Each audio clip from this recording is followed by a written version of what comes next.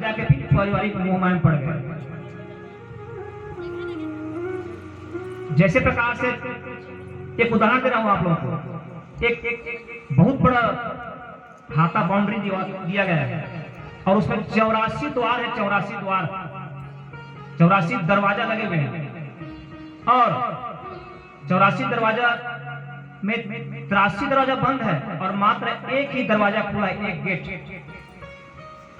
अब एक मनुष्य को वहां आंख में पट्टी बांध दिए और बोले कि आप यहां से बाहर निकलो। बोलता है कि मैं निकल जाऊंगा। कैसे निकल जाए? कि वो दीवार को छूते छूते छूते छूते जहां पर खुला मिलेगा वो निकल जाएगा। लेकिन जब वो घूमता है तो जब दरवाजा जहां पे खुला रहता है वहां पर उसी समय उसके बदन में खुजली आ जाता है। जैसे ही खुजली आया वो हाथ निकाल के यहाँ खुजलाने लगा।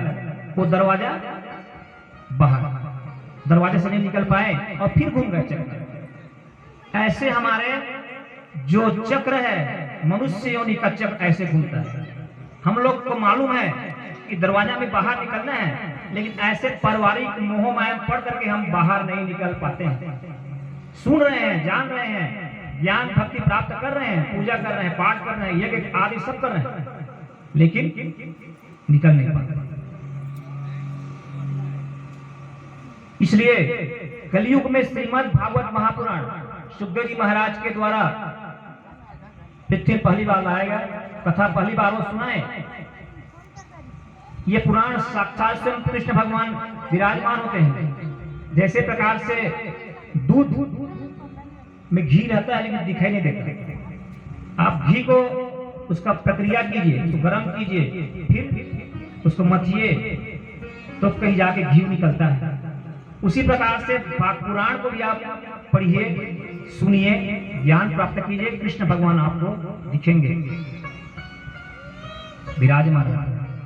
तो कलयुग में अगर श्रीमद् भागवत महापुराण का जहां आयोजन हो रहा है, जहां आप सुन रहे हैं कथा, वहां जरूर सुनिए और ज्ञान प्राप्त कीजिए। और ज्ञान के साथ साथ भक्ति प्राप्त, भक्ति ज्ञान दोनों जोड़ना जरूरी है। अगर ज्ञान भक्ति हुआ तो समझे कि आप मोक्ष के